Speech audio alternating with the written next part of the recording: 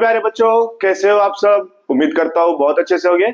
मैं आपका अकरम सर लेकर आया हूँ आपके लिए मराठी का जो है ग्रामर, व्याकरण, इसमें क्या क्या चीजें आने वाली है, ये सारी चीजें मैं आज आपको बताऊंगा और सिखाने की कोशिश करूंगा। इसमें हम पढ़ने वाले हैं काल के बारे में, हमारा जो कंपोजिशन है उस कंपोजिशंस के बारे में, और सारी जो चीजें आपके ग्रामर में आती है सारी चीजों को मैं आज डिटेल में बताने वाला हूं। तो वीडियो को लास्ट तक के देखना और ट्राई करना इसको अंडरस्टैंड करने के लिए। और अगर आपको ये समझ में आए तो इसे अपने फ्रेंड्स के साथ ज्यादा से ज्यादा जरूर शेयर करना। और जो बच्चे हमारे साथ में न्यू ज्वाइन कर रहे हैं वो चैनल को सब्सक्राइब कर ले, बेल आइकन को प्रेस करें और इस वीडियो को ज्यादा से ज्यादा अपने न्यू फ्रेंड्स के साथ में शेयर करें, ताकि ये वीडियो ज्यादा से ज्यादा बच्चे क्या कर सके, देख सके और इससे साथ में सीख सके। बता दूं कि हमने आपके लिए जो है history, geography, civics, algebra, geometry, science 1, science 2 इसके भी वीडियोस अपलोड करके रखे हैं। इसके इंपॉर्टेंट टॉपिक्स भी हमने क्या किया है, शेयर किया है इस चैनल के ऊपर। तो आप इस चैनल पे जाकर उस वीडियो को क्या कर सकते हो, देख सकते हो, या फिर उन वीडियोस का लिंक डिस्क्रिप्शन में अवेलेबल है, डिस्क्रिप्शन में देखकर क्या कर सकते हो, उन वीडियोस को चेक कर सकते हो और आपकी पढ़ाई कंप्लीट कर सकते हो। तो चलिए स्टार्ट करते हैं हमारा ग्रामर का पार्ट बिना टाइम वेस्ट करते हुए।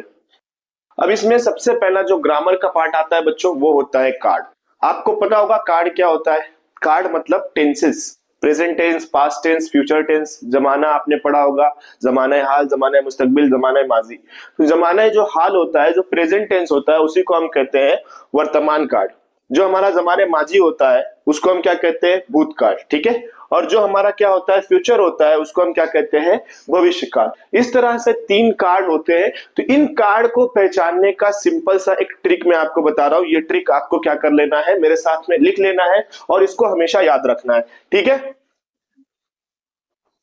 तो जब भी आपका वर्तमान काल रहेगा तो वर्तमान काल में लास्ट में हमेशा आहे, ये सेंटेंस में क्या आएगा, आहे है।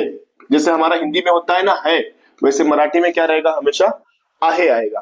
भूतकाल रहेगा तो भूतकाल में हमेशा क्या रहेगा, होता, होती, होते।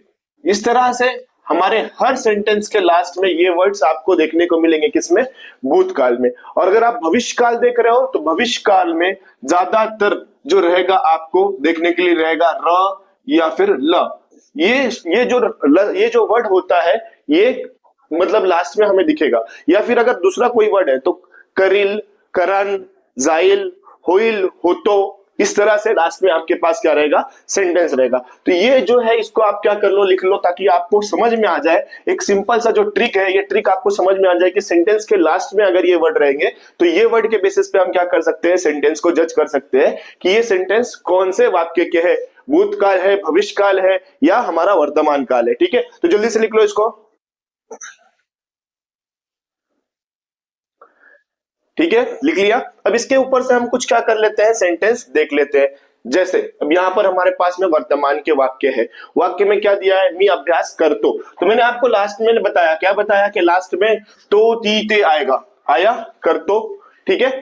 सिमिलरली अगर हम देखें तो यहाँ पे भूतकाल दिया है। भूतकाल में हमारे पास सिंपल सा सेंटेंस है। मैंने आपको बताया था कि लास्ट में होता, होती, होते आएगा। क्या आएगा, होता, होती, होते आएगा। अगर ये रहेगा वर्ड तो ठीक है, ये आप इससे पहचान सकते हो। या फिर सिंपल जो सेंटेंस अगर सिंपल दिया है, जैसे यहाँ पर क्या दिया है, मी अभ्यास केला, दैट मीन्स यहाँ पर हमें क्या बताया हुआ है, यहाँ पर हमें बता रहा है कि उसका अभ्यास जो है वो हो चुका है। अगर हो चुका है तो वो कौन से टेंस में आएगा, पास्ट टेंस में, भूतकाल में आएगा। सिमिलरली मैंने आपको बताया था कि र, ल, ये शब्द ज्यादातर क्या आते हैं, भविष्य काल में आते हैं। या फिर अगर सिंपल सा सेंटेंस है तो वही सेंटेंस, मी अभ्यास करीन, मतलब मैं अभ्यास करूंगा, करीन मतलब करूंगा। जो ये सेंटेंस है वो सेंटेंस के लास्ट में क्या आ रहा है, करीन आ रहा है। मतलब वो क्या बता रहा है, आने वाले टाइम के बारे में बता रहा है। ये छोटा सा वाक्य है। छोटे से वाक्य में आपको क्या दिया है कि मैं अभ्यास करीन। अगर इसको हम पढ़ते हैं तो हमें डायरेक्ट समझ में आ जा रहा है कि वो आगे फ्यूचर में क्या करने वाला है, अभ्यास करने वाला है। अब इसी के बेसिस पे और हम एग्जाम्पल देख लेते हैं। तो जैसे मैंने आपको एग्जाम्पल बताया था कि वर्तमान काल में हमेशा क्या आता है, आहे, आहे आता है, करने आता है। ठीक है। अब यहां पर हम उसका एग्जांपल देख लेते हैं। जैसे यहाँ खेड़ने, तो खेड़ तो, वर्तमान काल हमारा जो है वो आ गया खेड़ तो। अगर भूतकाल है तो उसमें आ गया खेड़ लो, और जो भविष्य काल है उसमें क्या आ गया, खेलन, बगितिल, करेन, खाइन, वासने, वासन। तो दैट मीन्स यहाँ पर अगर हम देखें तो उसको भी समझने के लिए हमारे पास सिंपल सा ट्रिक है कि लास्ट में हमारे पास में न आ रहा है, ल आ रहा है, या फिर वो जो प्रकार के सेंटेंस है वो सेंटेंस के ऊपर आपको मीनिंग समझ में आ रहा होगा। खेड़न, करेन, जायन, तो इसका मतलब क्या हो रहा है कि आने वाले टाइम में वो करेगा। और खेड़लो मतलब वो कर चुका है, बगितले वो कर चुका है, केले कर चुका है, खाले कर चुका है। अब ये तो वर्ब हो गए, लेकिन मैं सेंटेंस की बात बताया था कि सेंटेंस में क्या रहेगा, लास्ट में आहे रहेगा। सेंटेंस में क्या रहेगा, लास्ट में होता होती होते रहेगा। सेंटेंस में क्या रहेगा, र या ल रहेगा। तो अब मैं सेंटेंस आपको बताता हूं। तो जैसे कि हमारे पास फर्स्ट सेंटेंस है, शाळे समोर एक छान भला मोठ चाफ्याचे झाड होते। ठीक है, अब होते यहां पर आ गया लास्ट में होते, तो ये मैंने आपको ट्रिक बताया कि होता होती होते आ गया लास्ट में, तो वो कौन सा सेंटेंस, भूतकाळ। फिर उसके बाद दूसरे दिवशी ते मला शाळेत घेऊन गेले, मतलब वो लेकर गए। अगर वो दूसरे दिन लेके गए, सेंटेंस पढ़ रहे हैं तो उससे हमें समझ में आ रहा है कि ये क्या है, भूतकाल है।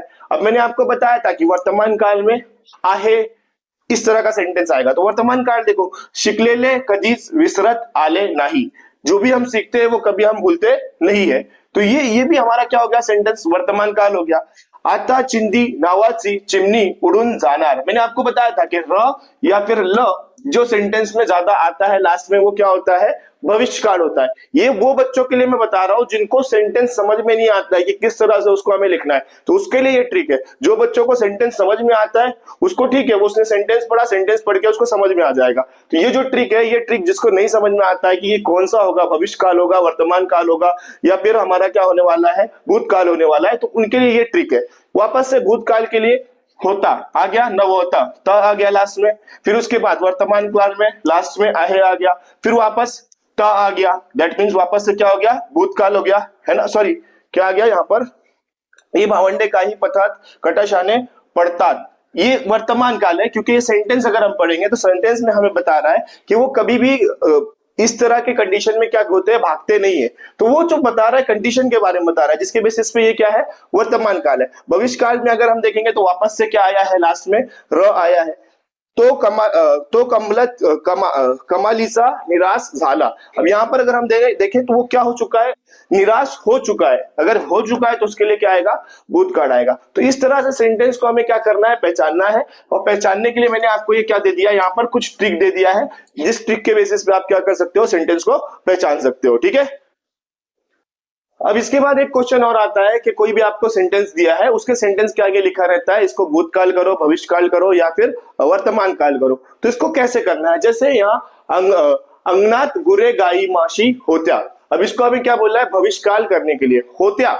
अगर हम ये देखें तो यहाँ पर हमें क्या करना है, भविष्य काल करना है। तो भविष्य काल करने के लिए हमारा जो सेंटेंस है वो सेंटेंस सेम टू सेम रहेगा, बस लास्ट का जो सेंटेंस है उसको हमें क्या करना है, चेंज करना है। जैसे यहाँ पर अंगातून गुरे गाई माशी अस्तील, सिर्फ लास्ट में हमने क्या कर दिया, चेंज कर दिया। तो ये फ्यूचर टेंस जो होता है, इसमें क्या होता है, लास्ट में करनार, जानार, होनार, करील, जाइल, होइल, अस्तील, ये वर्ड आते हैं। तो लास्ट में मैं आपको बार बार क्या बोल रहा हूँ, लास्ट में र और ल आ रहा है। दैट मीन्स हमें क्या करना है, यहाँ पर र और ल को वाले जो शब्द है हमारे पास उसको ऐड करना है। करील, जाइल, होइल, इस तरह के, ठीक है, अस्तील, ऐसे वर्ड्स को हमें क्या करना है, ऐड कर देना है। फिर उसके बाद आई तरह तरह बाहर आली, वर्तमान करा, वर्तमान आली, आली को हम कर सकते हैं आई तरह तरह बाहर येते, ठीक है, मतलब आई है। फिर उसके बाद शाळेची घंटा झाली, अब इसको क्या करना है, भविष्य काल। झाली को क्या करना पड़ेगा, अब अपने को होइल, करील, इस तरह से। तो शाळा से घंटा होइल।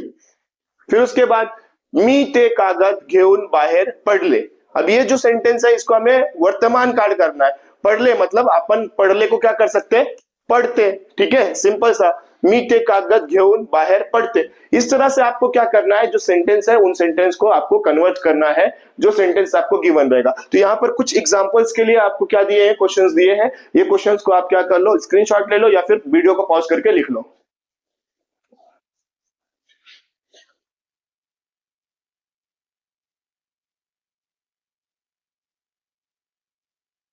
इसके बाद है वाक्य प्रचार व त्यांचे अर्थ। जैसे हम हमारे उर्दू के पेपर में मुहावरे लिखते हैं, मुहावरे का लिखकर जुमलों में इस्तेमाल करते हैं, तो यहाँ पर आपको जुमलों में इस्तेमाल नहीं करना होता है, बस आपको मुहावरे का अर्थ लिखकर क्या करना होता है, आपका जो आंसर है उसको कंप्लीट करना रहता है। जैसे आपको ये दिया रहेगा, उसके आगे आपको 3 अलग अलग ऑप्शन दिए रहेंगे, तो उसके आगे सही जोड़ी आपको क्या करना होता है, लगाना होता है। तो यहाँ पर कुछ आपके पास में क्या है, वाक्य प्रचार है, इसको आप देख लो और इसको क्या कर लो, अच्छे से याद कर लो, ताकि जब भी आपको पेपर में आए तो ये पेपर आप क्या कर सको, लिख सको। और दूसरा, आप इसको क्या कर सकते हो, इसके मीनिंग्स लिखकर भी क्या कर सकते हो, याद कर सकते हो। तो इसका स्क्रीनशॉट निकाल लो या वीडियो को पॉज करके इसको भी क्या करो, जल्दी से लिख लो, ठीक है।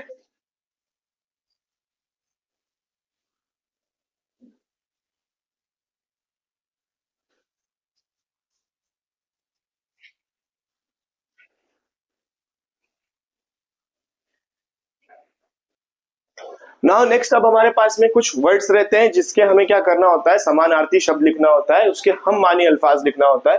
तो यहाँ पर कुछ समानार्थी शब्द आपके पास में दिए हुए हैं, वारा, पवन, वायु, वाद, संताप, क्रोध, राग, मेघ, गड़क, ऐसे बहुत सारे क्वेश्चन है जो आपको पेपर में पूछ सकते हैं समानार्थी शब्द में। और दूसरा, ये जो शब्द है, ये शब्द आपको कंपोजिशन लिखने में क्या करेंगे, हेल्प करेंगे। तो इन शब्द को क्या करो, वीडियो को पॉज करके जल्दी से लिख लो।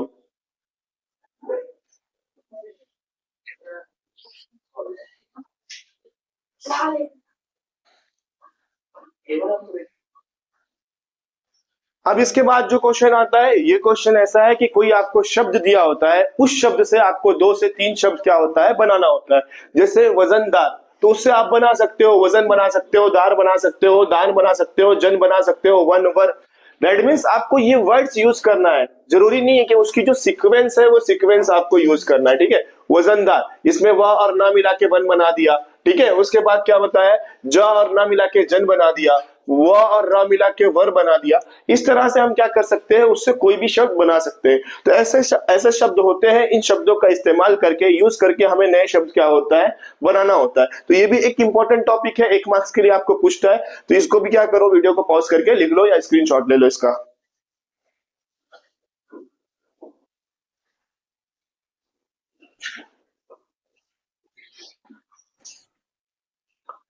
इसके बाद आता है अचूक शब्द ओढ़का। अचूक शब्द ओढ़का मतलब इसमें से कौन सा शब्द क्या है, सही है, या कौन सा शब्द गलत है, उसको आपको क्या करना होता है, अंडरलाइन करना है। तो जाहिर सी बात है, 4 दिया है तो 4 में से कोई एक ही क्या होने वाला है, सही होने वाला है। तो जो सही रहेगा उसको आपको क्या करना है, लिखना है।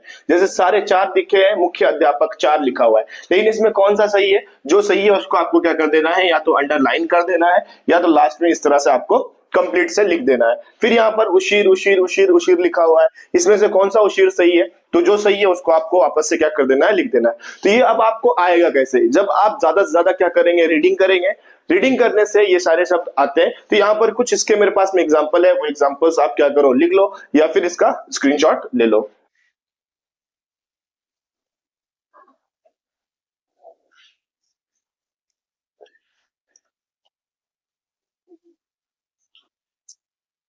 अब इसके बाद आता है नेक्स्ट टॉपिक, विराम चिन्ह। विराम चिन्ह क्या होता है, विराम चिन्ह जिसमें हमें क्या होता है कि चिन्ह की पहचान करना होता है। जैसे हमने उर्दू इंग्लिश में पढ़ा होगा, फुल स्टॉप, कॉमा, फिजाइया निशान, सवालिया क्वेश्चन, है ना, क्वेश्चन मार्क्स, ये सारी चीजें हमने पढ़ा है। तो उसको मराठी में क्या कहते हैं, ये आपको अच्छे से लिख कर लर्न करना होगा। जैसे यहाँ पर अपने पास प्रश्न चिन्ह, स्वालंब विराम, फिर उसके बाद दोहरी अवतरण चिन्ह, इस तरह से अलग अलग चीजों के लिए पूर्ण विराम, अर्ध विराम, स्वल्प विराम, अलग अलग तरह के विराम आपको दिए हैं। तो इसको आप देख कर लिख लो और इसको लर्न कर लो।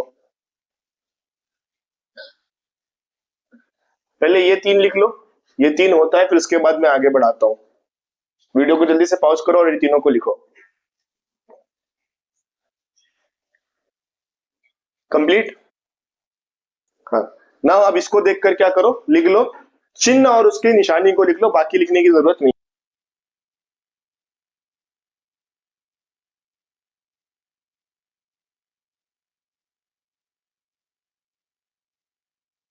अब इसके बाद जो है हमारा पत्र लेखन आता है। पत्र लेखन हमें कैसे करना है, बहुत सारे बच्चों का सवाल होता है कि सर पत्र लेखन कैसे करना है, पत्र लेखन आता नहीं है। हिंदी में अलग, मराठी में अलग, उर्दू में अलग, इंग्लिश में अलग, हर सब्जेक्ट में अलग अलग तरह का मेथड और कंटेंट दिया हुआ रहता है। तो इसमें किस तरह से करना है, तो यहाँ पर सिंपल तरीका है। अगर आप देखेंगे तो यहाँ पर हमें एक पत्र दिया है, और ज्यादातर जो पत्र होता है वो पुस्तक की मांगनी करने के लिए, कोई स्पर्धा है, उस स्पर्धा में सामान मंगाने के लिए, कोई खेल है, खेल में सामान मंगाने के लिए, या खेल की अनुमति लेने के लिए पत्र आते हैं। ये पत्र ज्यादातर इसी तरह के रहते हैं।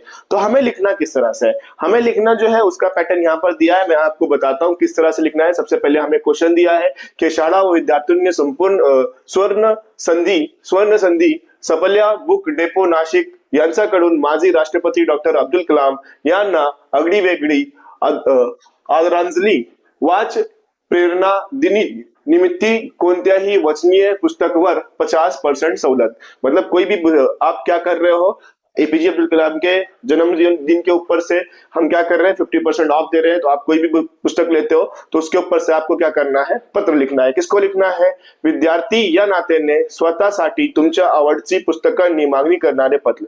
आप एक स्टूडेंट है, वो स्टूडेंट क्या कर रहा है, अपने मर्जी की कोई भी एक पसंदीदा बुक यहां से मंगाना चाहता है, उसके लिए पत्र लिखना है। दूसरा, शाळेचे ग्रंथालय प्रमुख या नात्यानं सफल बुक डेपो पुस्तकांची मागणी करणारे पत्र। अब यहाँ पर आपको क्या बन जाना है, आपको स्कूल का जो ग्रंथालय है, जो बुक डेपो सारी किताबों का क्या करता है, सारी चीजों को जिम्मेदारी रखता है, वो बन जाना है। और वो बनकर क्या करना है, सामने वाले को पत्र लिखना है। तो अब यहाँ पर हमारे पास में सिंपल सा तरीका है। सबसे पहले आपको दिनांक लिखना है, ठीक है। दिनांक लिखने के बाद जैसे हम इंग्लिश में लिखते हैं, क्या लिखते हैं, टू लिखकर कॉमा करते हैं। सिमिलरली यहाँ पर प्रति लिखना है, टू को हम क्या लिखते हैं, प्रति। फिर उसके बाद माननीय व्यवस्थापक साहेब, ठीक है, हम किसको लिख रहे हैं, व्यवस्थापक को लिख रहे हैं, बुक सेल करने वाले को लिख रहे हैं, तो व्यवस्थापक साहेब। यहाँ पर हो सकता है आप प्रिंसिपल को लिखने वाले हो सकता है आप किसी कर्मचारी को लिखने वाले हो सकता है आप किसी ऑफिसर को लिखने वाले हो। जिसको भी लिखने वाले होंगे उसकी पोस्ट को नाम लिखना है, उसकी पोस्ट का नाम लिखना है। फिर उसके बाद उसका एड्रेस।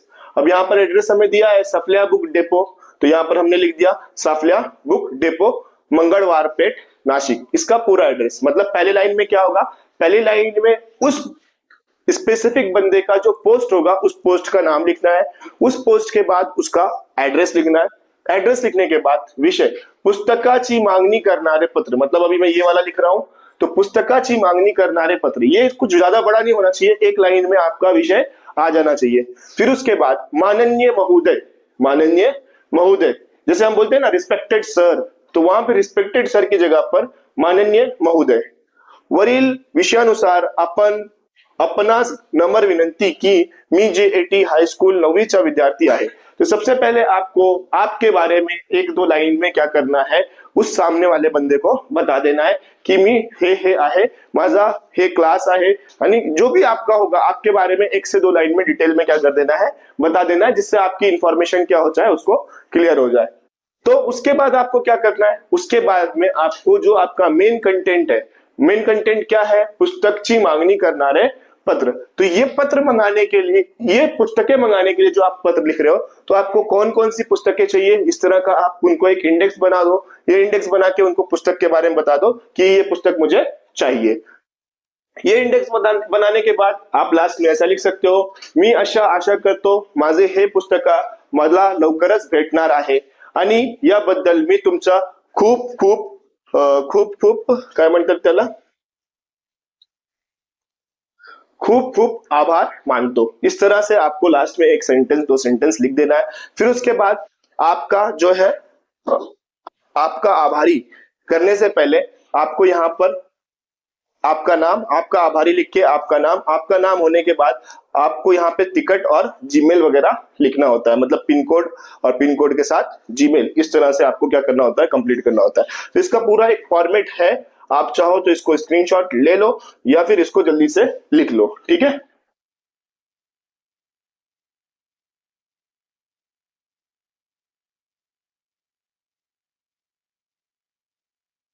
दूसरा क्या था, दूसरा अब हम देखें तो दूसरे इसमें हमें बोला था कि आप क्या है, ग्रंथालय के आप प्रमुख है, तो ग्रंथालय प्रमुख होने की वजह से, लाइब्रेरियन होने की वजह से आपको क्या करना है, पुस्तक की मांगनी करना है।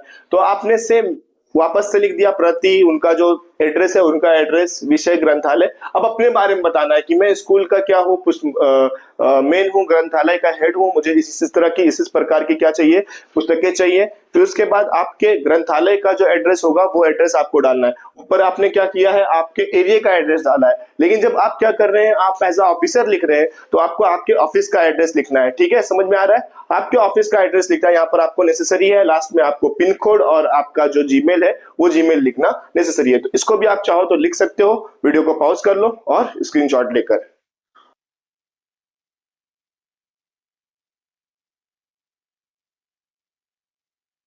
अब इसके बाद आता है क्वेश्चन नंबर 2, जहां पर हमें कंपोजिशन में 4 कंपोजिशन होते हैं। तो उन 4 कंपोजिशन में से हमें कोई एक कंपोजिशन करना होता है। कभी कभी 3 ही कंपोजिशन देता है, कभी कभी 4 कंपोजिशन भी देता है। तो इसमें होता है सबसे पहले गद्य आकलन, दूसरा आपके पास होता है जाहिरात जिसमें आपको पैम्पलेट बनाना होता है, तीसरा आपके पास होता है बातमी लेखन जिसमें आपको रिपोर्ट लिखनी होती है, और चौथा आपके पास में होता है कथा लेखन जिसमें आपको कोई भी कहानी लिखनी होती है।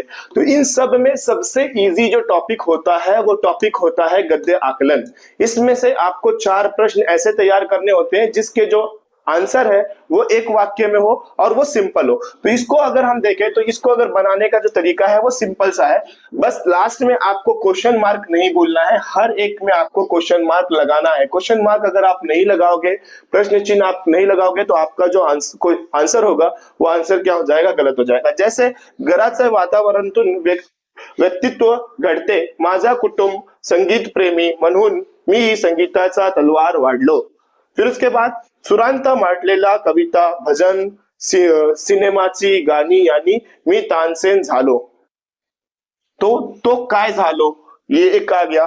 फिर उसके बाद त्यांची कविता कोण कोणती होती, ये क्वेश्चन हो गया। मतलब आपको पैसेज पढ़ना है, पैसेज पढ़ के आपको आंसर क्वेश्चन लिखना है। जैसे आपको यहाँ पर दिख रहा है, माणसांचे व्यक्ती कुठे घडते, फिर उसके बाद लेखकचे तानसेन कसा झाले, तो यहाँ पर है ना कि तानसेन वो कैसे हुआ। ये सारी चीजें एक एक वाक्य के क्या है, आंसर है। तो ऐसे प्रश्न बनाना है जिसका जो आंसर रहे वो आंसर एक वाक्य में रहे, एक सेंटेंस में उसका क्या रहे, आंसर रहे। तो ये जो है सबसे इजी रहता है। लेकिन इसमें प्रॉब्लम यह है कि कभी कभी क्वेश्चन में जो होता है गद्य आकलन को नहीं देता है, सिर्फ आपको ये 3 टॉपिक देता है। तो अब आपको अगर जाहिरात इजी लग रहा है तो जाहिरात करो, नहीं तो कथा लेखन इजी लग रहा है तो कथा करो। लेकिन प्रॉब्लम क्या होता है, प्रॉब्लम हमारे पास में ये होता है कि हमारी मराठी जो है वीक है। मराठी वीक होने की वजह से हमें क्या होता है, प्रॉब्लम क्रिएट होती है सेंटेंस बनाने में। तो मैं आपको रिकमेंड करूंगा कि आप क्या करो, जाहिरात तैयार कर लो, क्योंकि जाहिरात के कुछ टॉपिक जो रहते हैं वो आपके क्वेश्चन पेपर में अवेलेबल रहते हैं। लेकिन कोई एक ही करना है, चारों नहीं करना है। अगर आपको गद्य आकलन है तो सबसे पहले गद्य आकलन करके हटा दो, लेकिन अगर गद्य आकलन नहीं है तो जाहिरात करो। जाहिरात कर लिया तो फिर सब छोड़ देना है, और सब छोड़कर आपको आ जाना है लास्ट क्वेश्चन, जहां पे आपको लिखना होता है आत्मकथा या फिर कोई भी मजमून। ठीक है, तो यहां पर आपके पास मजमून आ गया है मानवता। मानवता के ऊपर से आपको क्या करना है, कंपोजिशन लिखना है। तो यहां पर 2 प्रकार का होता है, एक होता है कोई कंपोजिशन या होता है कोई आत्मकथा। जैसे आत्मकथा में फूल की आत्मकथा, पेड़ की आत्मकथा, वृक्ष की आत्मकथा है ना, छतरी की आत्मकथा, इस तरह से अलग अलग चीजों की क्या रहती है, आत्मकथा रहती है। वो आत्मकथा आपको क्या करना होता है, लिखना होता है। या फिर किसी टॉपिक के ऊपर आपको क्या लिखना होता है, मजमून लिखना होता है। जैसे मेरा प्रिय नेता, ठीक है, या फिर हमने देखा है हिंदी में कि नदी किनारे 2 घंटे 4 घंटे, इस तरह का कंपोजिशन हमें क्या करना होता है, लिखना होता है। तो मैं इसके बारे में आपको और बताता हूं, लेकिन आप ये एक बार अच्छे से क्या करो, समझ लो जो आपका क्या है जाहिरात है, कि जाहिरात किस तरह से बनाना होता है। तो इस प्रकार का कुछ क्या रहता है, हमारा जो है जाहिरात रहता है। तो जाहिरात तो आपने सीखा ही होगा उर्दू, हिंदी, इंग्लिश वगैरह में, तो उस बेसिस पे आपको इसको करना है। लेकिन अगर मैं बोलता हूं अगर आपको ये आता है गद्य आकलन, तो गद्य आकलन ही करो, बाकी के 3 क्या कर दो, छोड़ दो। 3 छोड़ने के बाद आपको क्या बताया मैंने कि कोई भी कंपोजिशन होता है, कंपोजिशन में आपको क्या दिया रहता है कि एक तरह का कंपोजिशन, निबंध लेखन जो रहता है। अब निबंध में आपको 2 टाइप होता है। पहला जो रहेगा वो किसी भी एक टॉपिक के ऊपर लिखना है, जैसे माझा आवडता सण, माझा आवडता नेता, माझा आवडता पक्षी, ऐसा कुछ टॉपिक रहेगा। और जो दूसरा टॉपिक रहेगा वो क्या रहता है, वो टॉपिक रहता है हमारा किसी भी कथा, किसी भी आत्मकथा के ऊपर। जैसे पुस्तक की आत्मकथा, छतरी की आत्मकथा, वृक्ष की आत्मकथा, ठीक है, या फिर पेड़ की फूल की आत्मकथा, इस तरह की अलग अलग टॉपिक्स के ऊपर आत्मकथा आती है। तो यहाँ पर जो है माझा पाऊसचा अनुभव, इसके ऊपर से हमारे पास में क्या है, कंपोजिशन है। तो ये टॉपिक है। और कौन कौन से टॉपिक आ सकते हैं कंपोजिशन के लिए, इसके लिए मैंने अलग से एक वीडियो अपलोड किया है, आप उसको क्या कर सकते हो, देख सकते हो। इसका लिंक डिस्क्रिप्शन में है और वीडियो भी क्या है हमारे चैनल पे अवेलेबल है। लास्ट ईयर उसमें से बहुत सारे क्वेश्चंस आए थे, तो मैं भी इस बार भी उसमें से आ सकता है। तो उसको क्या करो, फॉलो करो। और ये दोनों में से किसी एक को करना होता है, दोनों को नहीं करना होता है, तो दोनों में से किसी एक को करना। इसमें आत्मकथा ज्यादा इजी होता है एज कंपेयर टू कंपोजिशन के ऊपर। लेकिन जो भी आपका फेमिलियर टॉपिक होगा, जिसको आपने कभी ना कभी लिखा होगा, वही टॉपिक आपने क्या करना है, यूज करना है लिखने के लिए। तो इस तरह से हमारा क्या हो रहा है, कंटेंट कंप्लीट हो रहा है। अगर आपको इसका पीडीएफ चाहिए तो आप इसमें जरूर कमेंट करें कि आई वांट पीडीएफ। तो मैं ये पीडीएफ क्या करूंगा, हमारा जो टेलीग्राम का चैनल है या व्हाट्सएप का चैनल है, वहां पर शेयर कर दूंगा। आप वहां से क्या कर सकते हो, इस पीडीएफ को डाउनलोड कर सकते हो। तो स्टूडेंट देख ही रहे होगे आप लोग कि बहुत टाइम से मैंने क्या किया है, अपलोड वीडियो नहीं किया है। काफी टाइम लग रहा है क्योंकि बहुत सारे क्या चल रहे हैं, प्रॉब्लम चल रहे हैं। और साथ में हमारा जो ऑफलाइन कोचिंग है वहां पर भी क्या है, एग्जाम्स वगैरह चल रहा है, जिसकी वजह से बिल्कुल ही टाइम नहीं मिल पा रहा है। हेल्थ इश्यूज की वजह से मैं क्या कर रहा हूँ, वीडियोस को नहीं बना पा रहा हूँ। तो मैं आपसे रिक्वेस्ट करूंगा कि अगर आप ये वीडियोस को आप फर्स्ट टाइम देख रहे हो या इस वीडियो से आपको क्या हो रहा है, बेनिफिट हो रहा है, तो चैनल को ज्यादा से ज्यादा क्या करो, शेयर करो। और जो स्टूडेंट हमारे साथ न्यू ज्वाइन कर रहे हैं वो चैनल को सब्सक्राइब करें, बेल आइकन को प्रेस करें और इस वीडियो को ज्यादा से ज्यादा अपने दोस्तों के साथ शेयर करें, ताकि इस वीडियो से ज्यादा बच्चों का बेनिफिट हो सके और ज्यादा से ज्यादा बच्चे इसे सीख सके और अपने काम में इसको लेकर आ सके। Thanks for watching.